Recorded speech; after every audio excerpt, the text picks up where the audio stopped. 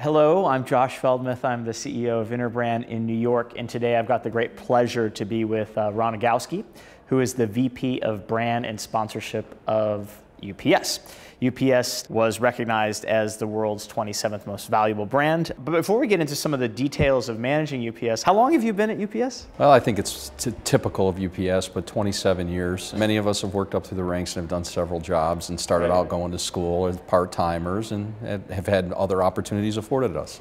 Is something in the water that keeps you guys on there? Just, I think a company that always gives us opportunities to work on different things. I mean, that's one of the things that drove me there. Every time I would start to move in my career, I was afforded another opportunity that created a great chance for me to do something new, and I've been excited by that. Well, it seems like when you have that level of continuity among so many people within the organization, you probably create a set of shared sort of values and stories. Talk a little bit about the internal culture at UPS. What are some of the key values, and how do you see that contributing to your brand's longevity and your success?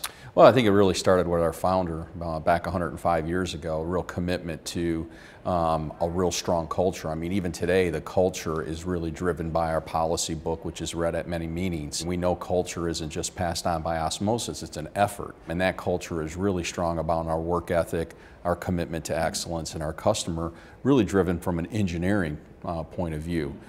Which is all about efficiency. So the stories are out there about UPS and how we drive efficiency, from how our drivers make right-hand turns and no left-hand turns, and where they place the keys on their finger. All this is designed to make us more efficient at ultimately delivering to the customer an experience that we want them to experience. So you've got all of the aspects of what it means to be an employee nailed down, but you've actually changed many times as a company. What are some of the key sort of milestones within the organization? When we started out, it was simply bicycles and a messaging service.